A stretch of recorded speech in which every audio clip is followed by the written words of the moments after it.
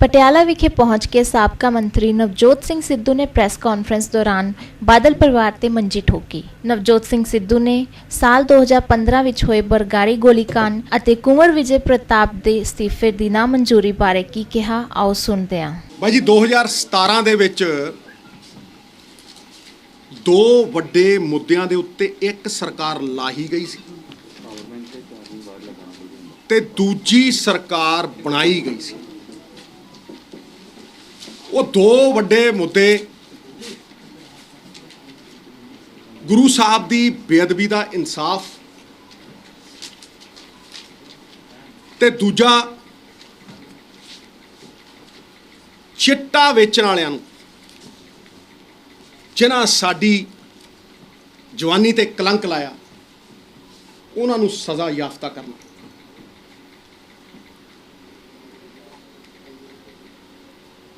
ਅੱਜ ਵੀ ਜੇ ਤੁਸੀਂ ਇਨਸਾਫ ਦਾ ਮੁੱਲ ਪੁੱਛਣਾ ਹੋਵੇ ਨਾ ਤੇ ਉਹਨਾਂ ਤੋਂ ਪੁੱਛੋ ਜਿਨ੍ਹਾਂ ਨਾਲ ਬੇਇਨਸਾਫੀ ਹੋਈ ਹੈ। ਪੰਜਾਬ ਦੇ ਲੋਕ ਅੱਜ ਵੀ ਗੁਰੂ ਦੇ ਬੇਅਦਬੀ ਦੇ ਇਨਸਾਫ ਨੂੰ ਉਡੀਕਦੇ ਆ ਤੇ ਜੇ ਸੱਚ ਪੁੱਛੋ, ਮੈਂ ਹਮੇਸ਼ਾ ਸੱਚ ਤੇ ਪਹਿਰਾ ਦਿੱਤਾ ਤੇ ਜੇ ਸੱਚ ਪੁੱਛੋ ਉਮੀਦ ਛੱਡੀ ਬੈਠੇ 6 ਸਾਲ।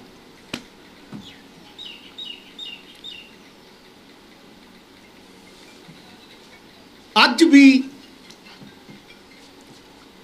ਆਸ ਨਾਲ ਜਿਨ੍ਹਾਂ ਮੁੱਦਿਆਂ ਤੇ ਸਰਕਾਰ ਬਣਾਈ ਸੀ ਪੰਜਾਬ ਦੇ ਲੋਕਾਂ ਨੇ, ਉਹ ਸਵਾਲ ਬਣੇ ਖੜੇ ਆ ਸਾਡੇ ਮੂਹਰੇ। ਉਹ ਸਵਾਲ ਨੇ ਔਰ ਲੋਕ ਠੱਗੇ ਮਹਿਸੂਸ ਕਰਦੇ ਆ ਕਿਉਂਕਿ ਉਹਨਾਂ ਸਵਾਲਾਂ ਦੇ ਕੋਈ ਉੱਤਰ ਨਹੀਂ ਮਿਲੇ। ਪਹਿਲਾਂ ਮੈਂ ਉਹਨਾਂ ਤੇ ਆਉਣਾ ਜਿਨ੍ਹਾਂ ਚਿੱਟੇ ਦਾ ਦਰਿਆ ਵਗਾਇਆ ਪੰਜਾਬ 'ਚ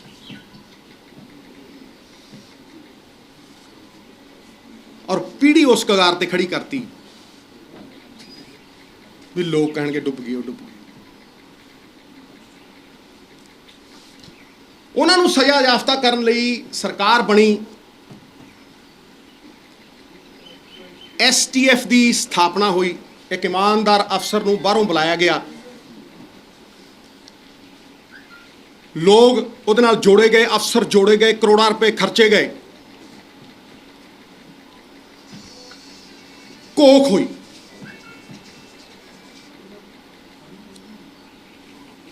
ਰਿਪੋਰਟ ਬਣਾ ਕੇ ਸਬੂਤ ਦੇ ਨਾਲ ਦੋਸ਼ੀਆਂ ਦੇ ਨਾਮ ਪੇਸ਼ ਕੀਤੇ ਗਏ ਤੇ ਹਾਈ ਕੋਰਟ ਨੂੰ ਉਹ ਰਿਪੋਰਟ ਦੇ ਦਿੱਤੀ ਗਈ। ਜਦੋਂ ਕੁਝ ਅਰਸਾ ਬੀਤਿਆ ਤੇ ਲੋਕਾਂ ਨੇ ਬੂਹਾ ਖੜਕਾਇਆ ਹਾਈ ਕੋਰਟ ਦਾ ਵੀ ਇੰਨੀ ਦੇਰ ਕਿਉਂ?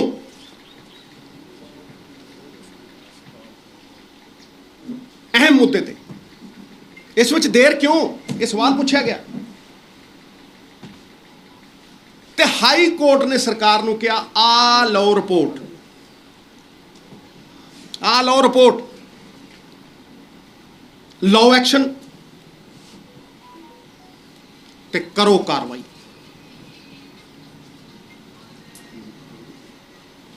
ਰਿਪੋਰਟ ਟੀਵੀ ਤੇ ਲਾਈਵ ਚੱਲੀ, ਨੈਸ਼ਨਲ ਚੈਨਲ ਤੇ। ਮੈਂ ਬੇਖੌਫ ਹੋ ਕੇ ਪ੍ਰੈਸ ਕਾਨਫਰੰਸ ਕੀਤੀ ਔਰ ਸ਼ਰੇਆਮ ਸਬੂਤ ਪੇਸ਼ ਕੀਤੇ, ਪਰ ਸਰਕਾਰ ਕਹਿੰਦੀ ਅਸੀਂ ਪੜ੍ਹੀ ਨਹੀਂ, ਅਸੀਂ ਪੜ੍ਹੀ ਨਹੀਂ। ਮਾਵਾਂ ਦੀਆਂ ਕੁੱਖਾਂ ਉੱਜੜ ਗਈਆਂ, ਲੱਖਾਂ ਦੀਆਂ, ਲੱਖਾਂ ਘਰ ਬਰਬਾਦ ਹੋ ਗਏ। ਕੀ ਇਹ ਮੁੱਦਾ ਇੰਨਾ ਅਹਿਮ ਨਹੀਂ ਕਿ ਤੁਸੀਂ ਉਸ ਰਿਪੋਰਟ ਨੂੰ ਪੜ੍ਹ ਸਕੋ, ਰਿਪੋਰਟ ਉੱਤੇ ਐਕਸ਼ਨ ਲੈ ਸਕੋ?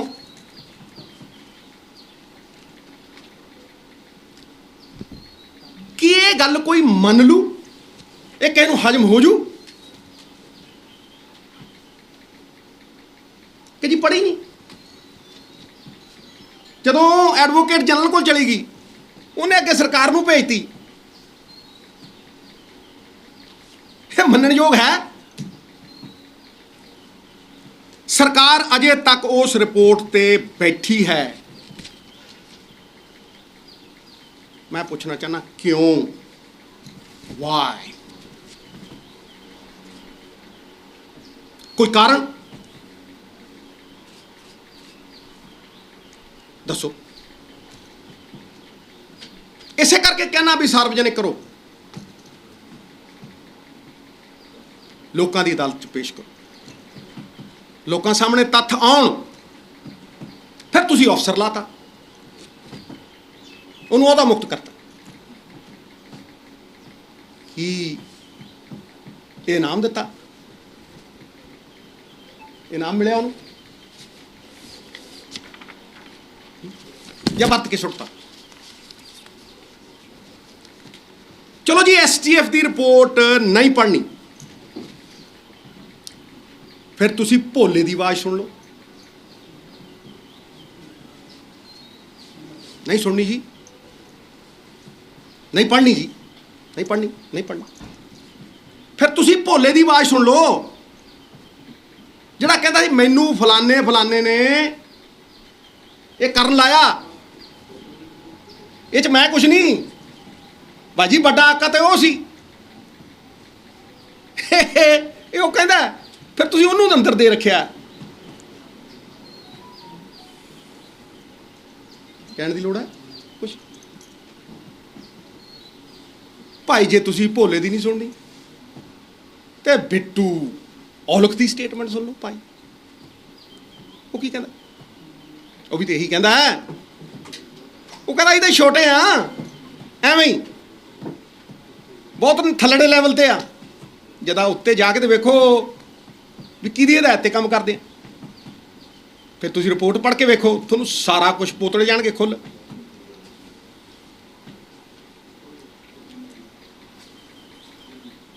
ਤੁਸੀਂ ਸੱਚ ਨੂੰ ਕਿਉਂ ਨਹੀਂ ਸੁਣਨਾ ਚਾਹੁੰਦੇ?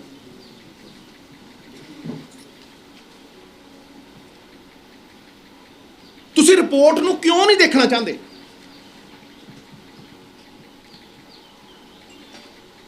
ਤਾਂ ਹੀ ਲੋਕਾਂ ਦਾ ਵਿਸ਼ਵਾਸ ਟੁੱਟ ਉੱਠਿਆ।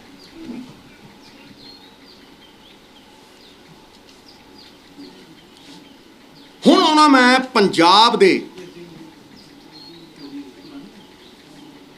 ਇਨਸਾਫ ਦੇ ਸਭ ਤੋਂ ਅਹਿਮ ਮੁੱਦੇ ਦੇ ਉੱਤੇ, ਜੋ ਪੰਜਾਬ ਦੀ ਰੂਹ ਦੇ ਉੱਤੇ ਵਾਰ ਸੀ, ਆਤਮਾ ਤੇ ਆਘਾਤ ਸੀ। ਗੁਰੂ ਸਾਹਿਬ ਦੀ ਬੇਅਦਬੀ ਦਾ ਮੁੱਦਾ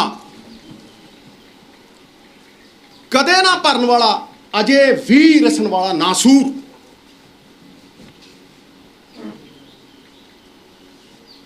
ਸਰਕਾਰ ਨੇ ਇਨਕੁਆਇਰੀ ਕਮਿਸ਼ਨ ਬਣਾਇਆ ਬਾਈ ਜੀ। ਕਮਿਸ਼ਨ ਦੇ ਮੁਖੀ ਜਸਟਿਸ ਰਣਜੀਤ ਸਿੰਘ ਨਿਯੁਕਤ ਕੀਤੇ, ਰਿਟਾਇਰ। ਪੜਤਾਲ ਕਰਕੇ ਪ੍ਰਾਈਮਾ ਫਸ਼ਾਈ ਐਵੀਡੈਂਸ, ਸਾਰੇ ਪੰਜਾਬੀਆਂ ਨੂੰ ਸਮਝਾ ਦਿਆਂ, ਜਿਹੜਾ ਦਿਖਦਾ ਉਹ ਸਬੂਤ।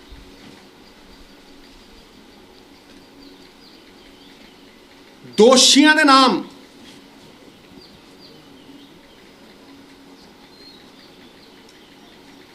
ਸਾਰਵਜਨਿਕ ਕਰਕੇ ਕਿਹਾ ਕਿ ਇਹਨਾਂ ਦੇ ਉੱਤੇ ਕੌਗਨਿਜ਼ੇਬਲ ਅਫੈਂਸ ਬਣਦਾ। ਕੌਗਨਿਜ਼ੇਬਲ, ਮੈਂ ਇੱਕ ਵਕੀਲ ਹਾਂ। ਕੌਗਨਿਜ਼ੇਬਲ ਅਫੈਂਸ, ਉਹਦਾ ਮਤਲਬ ਕਿ ਬਹੁਤ ਸੀਰੀਅਸ ਕਿਸਮ ਦਾ ਦੋਸ਼ ਲੱਗਦਾ ਹੈ। ਸਮਝਾਉਂ, ਬਹੁਤ ਸੀਰੀਅਸ ਕਿਸਮ ਦਾ ਦੋਸ਼ ਲੱਗਦਾ ਵੀ ਦੋ ਬੰਦੇ ਮਰ ਗਏ ਤੇ ਕਾਸਿਆਂ ਦੇ 4-5 ਦੇ ਗੋਲੀ ਵੱਜੀ ਹੈ। ਇਹ ਅਫੈਂਸ ਬਣਦਾ।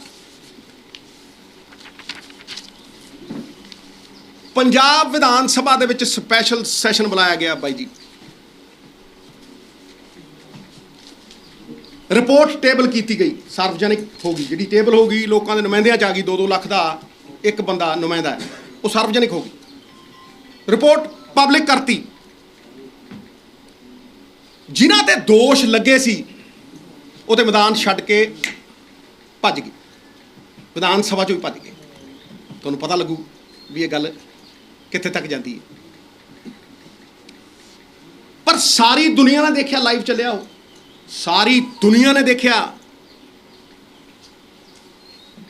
ਮੇਰੇ ਜਗਤ ਗੁਰੂ, ਦੁਨੀਆ ਦੇ ਗੁਰੂ, ਸ੍ਰਿਸ਼ਟੀ ਦੇ ਮਾਲਕ ਦੇ ਬਾਰੇ 100 MLA ਨੇ ਕੀ ਕਿਹਾ, ਇਕੱਠੇ ਹੋ ਕੇ ਇਕਮੁੱਠ ਇਕਜੁੱਟ ਹੋ ਕੇ ਕੀ ਕਿਹਾ। ਨਾਮ ਲੈ ਲੈ ਕੇ ਪੁਲਿਸ ਵਾਲਿਆਂ ਦੇ ਸਾਜ਼ਿਸ਼ ਬੇਨਕਾਬ ਕੀਤੀ ਔਰ ਕਿਆ ਕਾਰਵਾਈ ਕਰੋ, ਰੈਜ਼ੋਲੂਸ਼ਨ ਪਿਆ।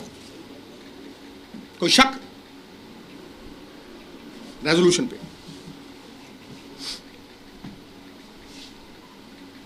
ਫਿਰ ਮੈਂ ਪੁੱਛਦਾ ਉਸ ਤੋਂ ਬਾਅਦ ਇਨਵੈਸਟੀਗੇਸ਼ਨ ਏਜੰਸੀ ਕੌਣ ਹੈ ਭਾਈ? ਕੌਣ ਹੈ ਇਨਵੈਸਟੀਗੇਸ਼ਨ ਏਜੰਸੀ? ਇਹ ਸਟੇਟ ਸਬਜੈਕਟ ਹੈ। ਇਨਵੈਸਟੀਗੇਸ਼ਨ ਏਜੰਸੀ ਸਟੇਟ ਹੈ, ਪੰਜਾਬ ਸਰਕਾਰ ਹੈ।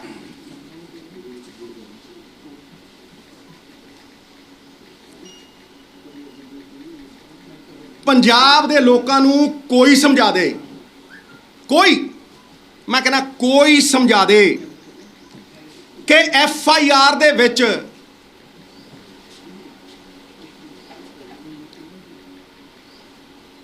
ਕਿਸੇ ਦਾ ਨਾਮ ਕਿਉਂ ਨਹੀਂ? FIR ਅਣਪਛਾਤਿਆਂ ਤੇ ਕਿਉਂ?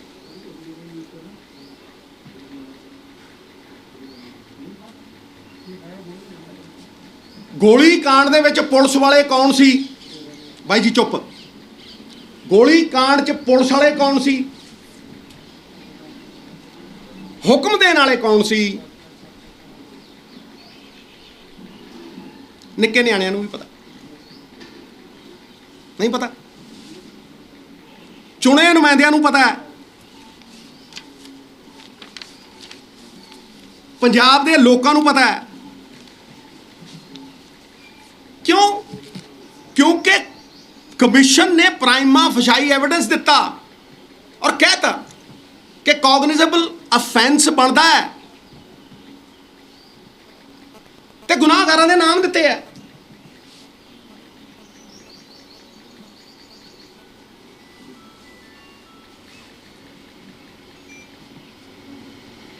और की है? करो कार्रवाई। ਜਦੋਂ जुर्म आइडेंटिफाई हो गया, जुर्म ਕਰਨ ਵਾਲੇ ਆਇਡੈਂਟੀਫਾਈ ਹੋ ਗਏ, ਫਿਰ ਤੁਸੀਂ जुर्म ਤੇ ਹੀ ਕਿਉਂ ਖੜੇ ਹੋ? जुर्म ਕਰਨ ਵਾਲਿਆਂ ਦੇ ਨਾਂ ਕਿਉਂ ਨਹੀਂ ਦਿੰਦੇ ਭਾਈ?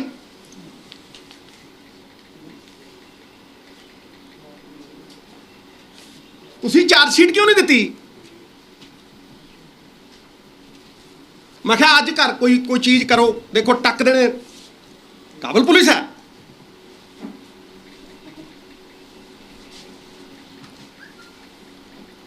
मैं उत्थे विधान सभा दे विच भी ये जड़ी चेन ऑफ कमांड है, हायरकी, सब तो उत्ते कौन हुंदा है, तो फिर एक चेन ऑफ कमांड हुंदी है। मैं जिथे सिरा लगता है, जिथे गल मुकदी है, सुन लियो, और ऊपर इंस्पैक्टर और ऊपर, IG कहना और ऊपर, ते और ऊपर फिर मैं उस कमांड सेंटर का आखिरी कड़ी जोड़ी सी, DGP ते चीफ मिनिस्टर प्रकाश सिंह बादल साहब की गलबात रात नूं 2:30 बजे, 2 फोन। कोई शक रह गया? कोई शक रह गया? फिर थोड़ी FIR दे विच किसी पोलिटिकल बंदे दे उत्ते चार्ज शीट क्यों नहीं पाई? मैं बड़ा सब्र नाल देखिया, जब तक एंड तक पहुंची नहीं गल तब तक मैं बोलिया नहीं। ਤੇ ਮੈਂ ਮਕਸਦ ਨਾਲ ਗਿਆ ਸੀ ਉੱਥੇ ਗੁਰਦੁਆਰਾ ਗੁਰਜਵਾਰ ਸਿੰਘ ਸਾਹਿਬ। ਉਹ ਕੜੀ ਦਾ ਪਹਿਲਾ ਹਿੱਸਾ ਸੀ, ਅੱਜ ਦੂਜਾ ਹੈ, ਜੋੜਦਾ ਚਲਿਆ ਜਾਊਂ। ਔਰ ਮੈਂ ਕਹਿ ਕੇ ਪਹਿਲੀ ਲਾਈਨ ਬੋਲੀ ਸੀ, ਮੈਂ ਸਾਰੀ ਸਾਜ਼ਿਸ਼ ਬੇਨਕਾਬ ਕਰ ਦੂੰ। ਭਾਈ ਜੀ, ਸਾਰਿਆਂ ਤੋਂ ਵੱਡਾ ਸਵਾਲ ਪੰਜਾਬ ਦੇ ਸਾਹਮਣੇ ਕੀ ਹੈ ਕਿ ਉਹ ਡਿਸੀਜਨ ਮੇਕਰ ਦਾ ਨਾਮ ਕਿੱਥੇ ਹੈ? ਉਹਦਾ ਨਾਮ ਕਿਉਂ ਨਹੀਂ? ਕਿਉਂਕਿ ਜਦੋਂ ਤੁਸੀਂ ਅਣਪਛਾਤਿਆਂ ਦੇ ਉੱਤੇ FIR ਦਿੰਦੇ ਹੋ, ਕਿਸੇ ਵੀ ਕਾਨੂੰਨਕਾਰ ਨੂੰ ਪੁੱਛ ਲਓ, ਮੇਰੇ ਫਾਦਰ ਤੇ ਐਡਵੋਕੇਟ ਜਨਰਲ ਰਹੇ, ਸਰਦਾਰ ਦਰਬਾਰਾ ਸਿੰਘ ਦੀ ਮਿਨਿਸਟਰੀ 'ਚ ਐਡਵੋਕੇਟ ਜਨਰਲ ਸੀ ਉਹ। ਕਿਸੇ ਕਾਨੂੰਨਕਾਰ ਨੂੰ ਪੁੱਛ ਲਓ ਕਿ ਜਦੋਂ ਤੁਸੀਂ ਮੁਜਰਮ ਨੂੰ ਪ੍ਰੋਟੈਕਸ਼ਨ ਦੇਣੀ ਹੁੰਦੀ ਹੈ, ਜਦੋਂ ਉਹਦੇ ਤੇ ਸੁਰੱਖਿਆ ਕਵਚ ਪਾਉਣਾ ਹੁੰਦਾ, ਤੇ ਤੁਸੀਂ ਉਹਦਾ ਨਾਮ ਨਹੀਂ ਦਿੰਦੇ FIR 'ਚ, ਅਣਪਛਾਤਿਆਂ ਤੇ ਪਾ ਦਿੰਦੇ। ਉਹਦੇ ਕਾਰਨ ਇਹ ਨੇ, ਸਾਰਾ ਪੰਜਾਬ ਸੁਣੇ, ਇਹ ਮਾਮਲਾ ਮੇਰੇ ਗੁਰੂ ਦਾ ਹੈ ਔਰ ਮੇਰੇ ਵਰਗੇ ਖਰਬਾਂ ਦਾ। ਕੋਈ ਨਫੇ ਨੁਕਸਾਨ ਨਹੀਂ ਇੱਥੇ। ਜਦੋਂ ਤੁਸੀਂ ਅਣਪਛਾਤਿਆਂ ਤੇ ਦਿੰਦੇ ਹੋ, ਅਰੈਸਟ ਨਹੀਂ ਪੈਂਦੀ। ਤਾਂ ਜਦੋਂ ਤੁਸੀਂ ਕੋਖ ਕਰਕੇ ਪ੍ਰਾਈਮਾ ਫੇਸ਼ੀ ਐਵੀਡੈਂਸ ਲੈ ਕੇ ਤੁਸੀਂ FIR 'ਚ ਨਾਮ ਪਾਉਂਦੇ ਹੋ, ਤੇ ਫਿਰ ਜਦੋਂ ਕੌਗਨੀਜ਼ੇਬਲ ਅਫੈਂਸ ਬਣਦਾ, ਜਿਹ 'ਚ 7 ਸਾਲ ਤੋਂ ਉੱਤੇ ਦੀ ਕੈਦ ਹੈ, ਅਰੈਸਟ ਪੈਂਦੀ ਹੈ, ਠਾਂ ਕਰਦੀ, ਕਾਰਵਾਈ ਅੰਜਾਮ ਤੱਕ ਪਹੁੰਚਦੀ ਹੈ। ਇੱਥੇ ਸਾਰੀ ਤੁਹਾਡੀ ਦੇਖੋ, ਕਾਨੂੰਨ ਚੱਲਦਾ ਹੈ ਇੰਟੈਂਸ਼ਨ ਤੇ, ਕਾਨੂੰਨ ਚੱਲਦਾ ਮੋਟਿਵ ਤੇ। ਇਹ ਕੀ ਇੰਟੈਂਟ ਸੀ ਭਾਈ? ਮੈਂ ਵਕੀਲਾਂ ਤੇ ਵੀ ਆਉਂ, ਇਹ ਕੀ ਇੰਟੈਂਟ ਸੀ ਕਿ ਤੁਸੀਂ ਕੇਸ ਦੀ ਬੁਨਿਆਦ ਧਰੀ ਹੋਈ ਨਹੀਂ? ਜਾਓ ਕਿਸੇ ਵਕੀਲ ਨੂੰ ਪੁੱਛ ਲਓ ਵੀ ਕਿਸੇ ਕੇਸ ਦੀ ਬੁਨਿਆਦ ਕੀ ਹੁੰਦੀ ਹੈ। ਉਹ ਕਹੇਗਾ ਕਿ ਬੁਨਿਆਦ ਫਸਟ ਇਨਫੋਰਮੇਸ਼ਨ ਰਿਪੋਰਟ ਹੈ, FIR। ਤੁਸੀਂ ਬੁਨਿਆਦ ਹੀ ਨਹੀਂ ਰੱਖੀ, ਤੁਸੀਂ ਹਵਾ 'ਚ ਹੀ ਰੱਖਿਆ ਸਭ ਕੁਝ। ਵੀ ਕਿਸੇ ਦੇ ਕਨੇੜੇ ਚਲਾਤੀ, ਕਦੇ ਬੰਦੂਕ, ਕਦੇ ਕਿਸੇ ਦੇ ਲਮਕਾ ਦਿਓ। ਭਾਜੀ, ਮੇਰੀ ਲੜਾਈ ਅੱਜ ਵੀ ਸਿਸਟਮ ਨਾਲ ਹੈ, ਜਿਹੜਾ ਸਾਨੂੰ ਫੇਲ ਕਰ ਰਿਹਾ। ਜੇ ਨਿੱਜੀ ਹੁੰਦੀ ਤੇ ਗੱਲ ਹੀ ਕਾਹਦੀ ਸੀ? ਇਹ ਸਿਸਟਮ ਹੈ, ਉਹ ਇਹ ਫੇਲੀਅਰ ਦਾ ਪ੍ਰਤੀਕ ਹੈ।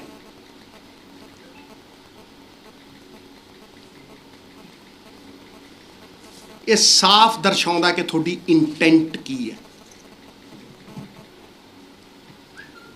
ਇੰਟੈਂਟ ਮਨਸੂਬਾ, ਮਨਸ਼ਾ, ਸਾਰਾ ਸਮਝਾਉਂ। ਫਿਰ ਭਾਈ ਜੀ, ਜਦੋਂ ਬੁਨਿਆਦ ਹੀ ਹੈ ਨਹੀਂ, ਨਾਮ ਹੀ ਹੈ ਨਹੀਂ, ਫਿਰ ਲੈ ਆਓ ਕਿੱਡੇ ਤੋਂ ਕਿੱਡਾ ਵੱਡਾ ਵਕੀਲ, ਉਹ ਕੀ ਕਰ ਲੂ?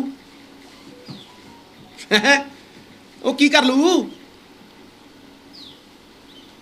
ਬਗੈਰ ਬੁਨਿਆਦ ਕਿਵੇਂ ਖੜੀ ਕਰੋਗੇ ਇਮਾਰਤ? ਟੈਜੂ। ਪਰ ਫਿਰ ਵੀ ਪੰਜਾਬ ਸਰਕਾਰ, ਚਲੋ ਸਰਕਾਰ, ਭਾਈ ਜੀ ਸਰਕਾਰ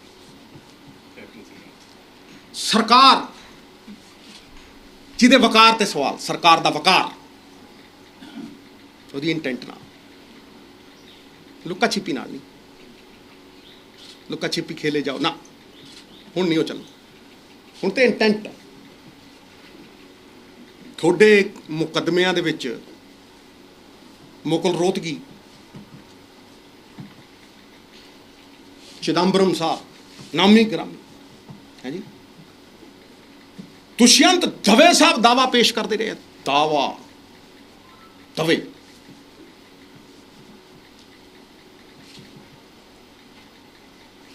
ਤੇ ਗੁਰੂ ਸਾਹਿਬ ਆਦਿ ਅਨੰਤ, ਜਿਨ੍ਹਾਂ ਤੋਂ ਵੱਡੀ ਅਹਿਮੀਅਤ ਪੰਜਾਬ ਜਿਉਂਦਾ ਹੀ ਉਹਨਾਂ ਦੇ ਨਾਮ ਤੇ ਉਹਨਾਂ ਦੇ ਕੇਸ ਦੇ ਵਿੱਚ ਐਡਵੋਕੇਟ ਜਨਰਲ ਪੇਸ਼ ਨਹੀਂ ਹੁੰਦਾ। ਚਲੋ ਵੱਡੇ ਵਕੀਲਾਂ ਦੀ ਤਾਂ ਗੱਲ ਹੀ ਛੱਡੀ, ਕੀ ਕਹਿਣ ਦੀ ਲੋੜ ਹੈ ਕੁਛ, ਹੈ ਜੀ? ਕਿ ਇਨਵੈਸਟੀਗੇਸ਼ਨ ਏਜੰਸੀ ਨੂੰ ਇਹ ਪਤਾ ਨਹੀਂ ਸੀ ਵੀ FIR ਕਿਵੇਂ ਹੋ ਰਹੀ ਹੈ? ਭਾਈ ਜੀ 2015 ਚ ਲੈ ਲਓ, 2015 ਤੇ ਵੀ FIR ਅਣਪਛਾਤਿਆਂ ਦੇ ਨਾਂ, ਜੇ ਨਾ ਪਾਏ ਤੇ ਜਿਨ੍ਹਾਂ ਤੇ ਤਸ਼ੱਦਦ ਹੋਈ ਉਹਨਾਂ 14 ਬੰਦਿਆਂ ਦੇ ਪਾਤੇ। ਪੰਥਪ੍ਰੀਤ ਹੋਣੀ, ਨਾਲੇ ਖਦੇੜੇ ਹੋ ਤੁਸੀਂ ਉਹਨਾਂ ਨੂੰ, ਵਾਹਿਗੁਰੂ ਵਾਹਿਗੁਰੂ ਕਰਦਿਆਂ ਨੂੰ, ਗੁਰੂ ਦੇ ਇਨਸਾਫ ਮੰਗਦਿਆਂ ਨੂੰ, ਨਾਲੇ ਉਹਨਾਂ ਦੇ ਗੋਲੀਆਂ ਭਰਾਓ, ਨਾਲੇ ਉਹਨਾਂ ਤੇ FIR ਪਾਓ। ਜੇ ਤੁਸੀਂ FIR ਪਾਉਂਦੇ ਹੋ, ਕ੍ਰੋਸ FIR ਪੈਂਦੀ ਹੈ ਤੇ ਦੋਨੇ ਪਾਸੇ ਪੈਂਦੀ ਹੈ। ਤਸ਼ੱਦਦ ਕਰਨ ਵਾਲਿਆਂ ਤੇ, ਪੁਲਿਸ ਵਾਲਿਆਂ ਤੇ, ਜੁਰਮ ਕਰਨ ਵਾਲਿਆਂ ਤੇ ਕੋਈ FIR ਨਹੀਂ। ਅਣਪਛਾਤੇ ਜਿਨ੍ਹਾਂ ਤੇ ਹੋ ਰਹੀ ਹੈ ਉਹਨਾਂ ਦੇ ਨਾਂ ਲੈ ਕੇ ਉਹਨਾਂ ਤੇ FIR ਕਿਉਂ? ਬਈ ਰੋਟੀ ਨੂੰ ਚੋਚੀ ਕਹਿੰਦੇ ਅਸੀਂ। ਸਬਰ ਕੀਤਾ ਪੂਰਾ, ਕੋਈ ਇਹ ਨਾ ਕਹੇ ਵੀ ਮੌਕਾ ਨਹੀਂ ਮਿਲੇ। ਪਰ ਬਾਈ ਜੀ ਮੈਂ ਸਿੱਟ ਦੀ ਰਿਪੋਰਟ ਸਾਰਵਜਨਿਕ ਕਰਨ ਨੂੰ ਕਿਉਂ ਕਹਿਣਾ? ਮੈਂ STF ਦੀ ਰਿਪੋਰਟ ਸਾਰਵਜਨਿਕ ਕਰਨ ਨੂੰ ਕਿਉਂ ਕਹਿਣਾ? ਕਿਉਂਕਿ ਜਸਟਿਸ ਰਣਜੀਤ ਸਿੰਘ ਦੀ ਜਦੋਂ ਰਿਪੋਰਟ ਸਾਰਵਜਨਿਕ ਹੋਈ, ਮੈਂ ਉੱਥੇ ਪਹਿਲਾ ਬੰਦਾ ਜਿਹਨੇ ਜਾ ਕੇ ਕਿਹਾ ਹੈ ਸੱਚ ਸਾਹਮਣੇ ਆਊ, ਇੰਟੈਂਟ ਸਾਹਮਣੇ ਆਊ, ਮੋਟਿਵ ਸਾਹਮਣੇ ਆਊ, ਮਨਸ਼ਾ ਮਨਸੂਬਾ ਸਭ ਸਾਹਮਣੇ ਆਊ ਪੰਜਾਬ ਦੇ ਲੋਕਾਂ ਦੇ, ਤੇ ਫੈਸਲਾ ਕਰਨ ਵਾਲਾ ਕੌਣ ਹੈ? ਭਾਈ ਗੁਰੂ ਦੀ ਅਦਾਲਤ ਕਿੱਥੇ ਹੈ? ਮੈਂ ਤੇ ਉਸ ਅਦਾਲਤ ਨੂੰ ਜਵਾਬ ਦਈ ਹਾਂ, ਆਤਮਾ ਦੀ ਅਦਾਲਤ 'ਚ ਖੜ ਕੇ ਗੱਲ ਕਰਨਾ। ਤੇ ਉਹ ਅਦਾਲਤ ਲੋਕਾਂ ਦੀ ਹੈ ਭਾਈ ਜੀ। ਲੋਕ ਫੈਸਲਾ ਕਰ ਰਹੇ ਹੈ, ਦੇਖ ਲਓ ਕਰ ਰਹੇ। ਕਿਸੇ ਪੋਲੀਟੀਸ਼ੀਅਨ ਦੇ ਵਾਸਤੇ ਇਸ ਤੋਂ ਵੱਡੀ ਸਜ਼ਾ ਹੈ ਕਿ ਉਹ ਘਰੋਂ ਬਾਹਰ ਨਾ ਨਿਕਲ ਸਕੇ, ਕੰਧਾਂ ਟੱਪ ਕੇ ਭੱਜੇ, ਗੁਰੂ ਘਰ ਜਾਵੇ ਔਰ ਗੁਰੂ ਘਰ 'ਚ 30-40 ਹਜ਼ਾਰ ਦੀ ਸੰਗਤ ਕਹੇ ਮੁਰਦਾਬਾਦ। ਨਿੱਕੇ ਬੱਚੇ, ਮਾਤਾਵਾਂ, ਮੇਰੀਆਂ ਭੈਣਾਂ, ਤੇ ਮੈਂ ਅੱਜ ਠੋਕ ਕੇ ਕਹਿਣਾ ਉਸ ਗੁਰੂ ਦੀ ਵਫਾ ਨਾਲ ਕਹਿਣਾ, ਐਵੇਂ ਨਹੀਂ ਮੈਂ ਕਹਿੰਦਾ ਕੁੱਕਰ ਉਸ ਦਰ ਦਾ। ਕੁੱਕਰ 'ਚ ਵਫਾ ਹੁੰਦੀ ਹੈ ਮਿੱਤਰੋ, ਵਫਾ। ਉਦੋਂ ਵੱਡੀ ਕੋਈ ਕੁਆਲਿਟੀ ਮੈਂ ਕਹਿਣਾ ਕਿ ਨਾ ਉਹ ਲੱਭੇ ਹੈ। ਜਿਸ ਸਿਸਟਮ ਨੇ ਪਰਦੇ ਪਾਏ ਆ ਉਹਦਾ ਚਕਨਾਚੂਰ ਹੋਣਾ ਸੀ, ਇਸੇ ਕਰਕੇ ਇਹ ਹੋਇਆ। ਉਹ ਚਕਨਾਚੂਰ ਹੋਊਗਾ। ਔਰ ਜਿਹੜੇ ਕੱਪੜੇ ਵੀ ਪਾਉਂਦੇ ਆ ਲੱਭਣੇ ਉਹ ਵੀ ਨਹੀਂ। ਆ ਗਿਆ ਸਮਾਂ,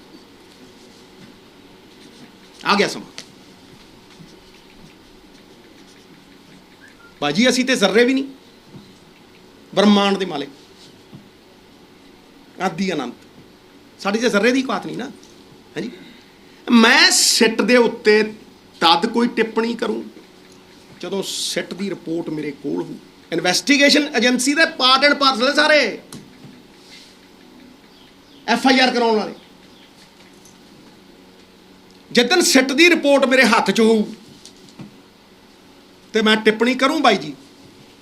ਮੈਂ ਕਿਤਾਬ ਦਾ ਕਵਰ ਦੇਖ ਕੇ ਉਹਦੇ ਬਾਰੇ ਅੰਦਾਜ਼ੇ ਨਹੀਂ ਲਾ ਸਕਦਾ। ਮੈਂ ਤੇ ਪੜੂ, ਮੈਂ ਤੇ ਪੜੂ।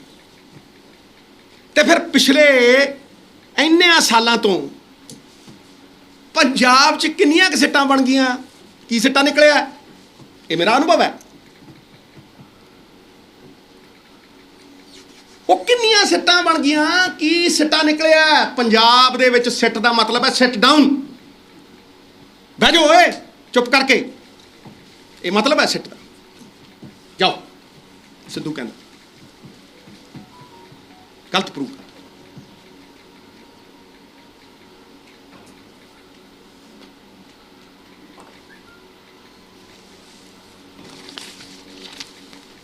ਬਾਈ ਜੀ ਗੱਲ ਤੱਥਾਂ ਦੇ ਆਧਾਰ ਤੇ ਕੀਤੀ। ना काहू से दोस्ती ना काहू से बैर, सिद्धू ने हमेशा मंगी पंजाब की खैर। ਤੇ ਪੰਜਾਬ ਦੀ ਰੂਹ ਮੇਰਾ ਗੁਰੂ ਹੈ, ਜੀ ਤੋਂ ਸੇਧ ਲੈਂਦੇ ਆ। ਤੇ ਆਮ ਬੰਦਾ ਪੁੱਛਦਾ ਹੈ ਕਿ ਜੇ ਅਸੀਂ ਉਹਦੇ ਨਾਲ ਨਹੀਂ ਖੜ ਸਕਦੇ, ਉਹਦੇ ਇਨਸਾਫ ਦੇ ਉੱਤੇ ਰਾਜਨੀਤੀ ਕਰਦੇ ਹਾਂ, ਤੇ ਅਸੀਂ ਕਿੱਥੇ ਖੜੇ ਬਾਈ ਜੀ, ਕਿੱਥੇ ਖੜੇ?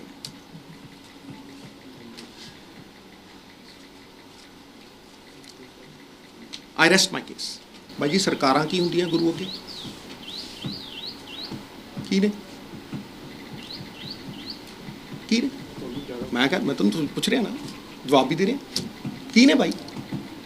ਸਰਕਾਰਾਂ ਸਰਗੂਰਾਂ ਦਾ ਕੋਈ ਉਹ ਨਹੀਂ ਹੈ, ਇਹ ਤੇ ਗੁਰੂ ਦਾ ਮਾਮਲਾ ਹੈ। ਪੰਜਾਬ ਨਾ ਹਿੰਦੂ ਨਾ ਮੁਸਲਮਾਨ, ਪੰਜਾਬ ਜੀਵੇ ਗੁਰਾਂ ਦੇ ਨਾਮ।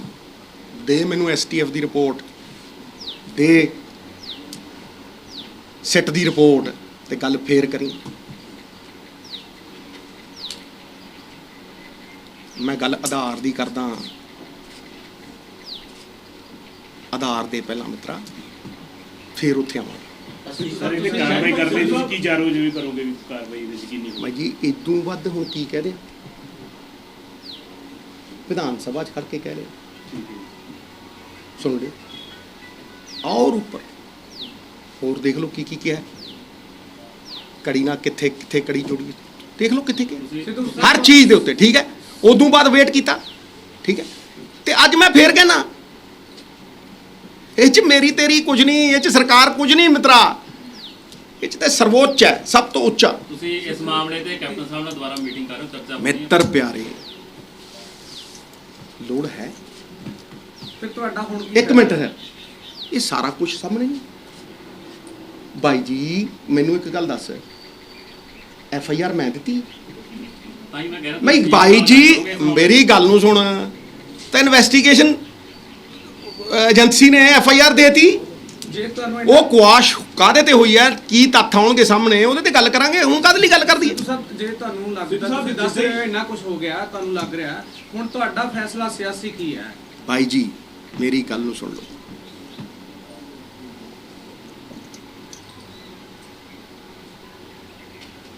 ਫੈਸਲੇ ਕਰਨ ਨਾਲ ਸਭ ਕੁਝ ਹੋ ਜਾਂਦਾ।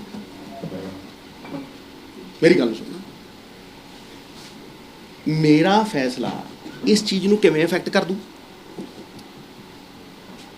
ਦੱਸ ਮੈਨੂੰ।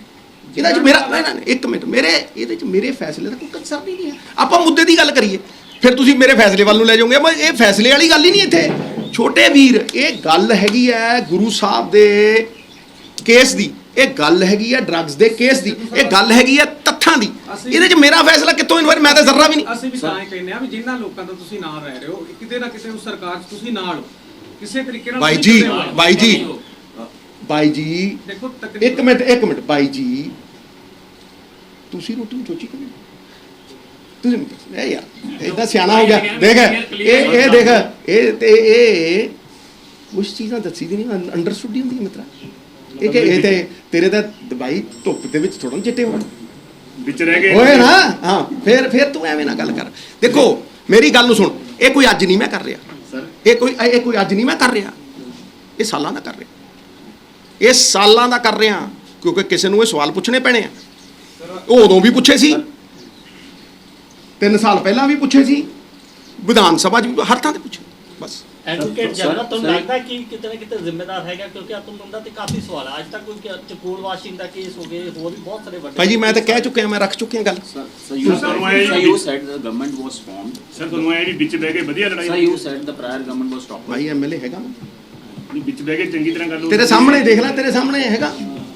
ਨਹੀਂ, ਜਿਹੜੀ ਸਰਕਾਰ ਗੁਰੂਆਂ ਦੇ ਨਾਂ ਤੇ ਨਹੀਂ ਸਰ ਗੱਲ Sir, ਕਰਦੀ। you said in 2017 the previous government was toppled and the new was made on 2 important issues. Yes, And you feel that the failure of reaching at a point of justice, it has dented the reputation? ਇੱਕ ਗੱਲ ਨੂੰ ਬੜੇ ਧਿਆਨ ਨਾਲ ਸਮਝ ਲੈ। ਮੇਰਾ ਛੋਟੇ ਵੀਰ ਉਸ ਤੋਂ ਅਗਲੀ ਸਟੇਟਮੈਂਟ ਦੇਖ, ਉਹਦੇ 'ਚ ਜਵਾਬ ਹੈ। ਉਹ ਅੱਜ ਵੀ ਸਵਾਲ ਬਣ ਕੇ ਸਾਡੇ ਸਾਹਮਣੇ ਖੜੇ, ਉਹ 'ਚ ਜਵਾਬ ਹੈ। ਸਰ ਅੱਜ ਲੇਟੈਸਟ ਇੱਕ ਜੀ। ਇੰਟਰਵਿਊ ਦੇ ਵਿੱਚ ਕੋਰ ਵਿਜੇ ਪ੍ਰਤਾਪ ਨੇ ਕਿਹਾ ਕਿ ਮੈਂ ਸਿੱਧੂ ਸਾਹਿਬ ਨੂੰ ਅਪਰੋਚ ਕੀਤੀ 2019 ਕਿ ਜਦੋਂ ਮੇਰੇ ਤੇ ਸਾਰਾ ਕੁਝ ਬੜਾ ਪ੍ਰੈਸ਼ਰ ਬਿਲਡ ਅਪ ਹੋਇਆ, but he did not respond to that. ਭਾਈ ਜੀ ਉਹਨਾਂ ਨੂੰ ਅਖਤਿਆਰ ਹੈ ਜੋ ਮਰਜ਼ੀ ਕਹਿਣ, but you must clarify on this. ਕੋਈ ਜ਼ਰੂਰੀ ਹੈ ਇਹ ਵੀ ਮੈਂ ਜਵਾਬ ਦੇ? Is it compulsory? Thank you okay Patiala ਤੋਂ ਕਵਲਜੀਤ ਕੰਬੋਜ ਦੀ ਰਿਪੋਰਟ। ਮੈਂ ਆਪਣੇ ਇਹ ਮੋਢਿਆਂ ਤੇ ਗੋਡਿਆਂ ਤੋਂ ਬਹੁਤ ਦੁਖੀ ਸੀ। ਮੇਰੇ ਲਈ ਤਾਂ ਤੁਰਨਾ ਫਿਰਨਾ ਵੀ ਇੰਨਾ ਔਖਾ ਹੋਇਆ ਸੀ, ਮੈਂ ਦੱਸ ਵੀ ਨਹੀਂ ਸਕਦਾ। ਪਰ ਜਦ ਤੋਂ ਮੈਨੂੰ ਫੀ ਰਿਲੀਫ ਮਿਲਿਆ 2.5-3 ਮਹੀਨੇ ਇਸਤੇਮਾਲ ਕਰਨ ਤੋਂ ਬਾਅਦ ਗੋਡੇ ਵੀ ਓਕੇ, ਮੋਢੇ ਵੀ ਓਕੇ। ਜੇ ਤੁਸੀਂ ਵੀ ਕਿਸੇ ਇਸ ਤਰ੍ਹਾਂ ਦੀ ਬਿਮਾਰੀ ਤੋਂ ਪਰੇਸ਼ਾਨ ਹੋ तो बेझिझक होकर इसको इस्तेमाल करो। सिर्फ 2.5-3 महीने ये 125 बीमारियां तक का इलाज कर सकता है। फी रिलीफ हमेशा याद रखो। बस कुछ दिनों तो मैनू बालों की बड़ी समस्या सी, मेरे बाल झड़ने शुरू हो गए सी। मैनू मेरे दोस्त ने ऑयल फी रिलीफ वाले दसिया, मैं ये तेल 3 महीने लाना अपने सिर ते अप्लाई किया। ये बिल्कुल आयुर्वैदिक तेल है, इसका कोई साइड इफेक्ट नहीं है। तो मेरे बाल ਜਿਹੜੇ ਗੰਜਪਣ ਪੈਣਾ ਸ਼ੁਰੂ ਹੋ ਗਿਆ ਸੀ ਉਹ ਦੁਬਾਰਾ ਆਉਣ ਲੱਗ ਗਏ। ਤੇ ਮੈਨੂੰ ਤਾਂ ਬੜਾ ਫਾਇਦਾ ਦਿੱਤਾ ਇਸ ਨੇ। ਜੇ ਤੁਹਾਨੂੰ ਵੀ ਕਿਸੇ ਇਸ ਤਰ੍ਹਾਂ ਦੀ ਪ੍ਰੋਬਲਮ ਦਾ ਤੁਸੀਂ ਸਾਹਮਣਾ ਕਰ ਰਹੇ ਹੋ ਤਾਂ ਇਹ ਤੇਲ ਲਾਣਾ ਨਾ ਭੁੱਲੋ। ਕਿਤਨਾ ਕਿਤੇ ਅਸੀਂ ਆਪਣੇ ਬਾਲਾਂ ਕਰਕੇ ਸ਼ਰਮ ਫੀਲ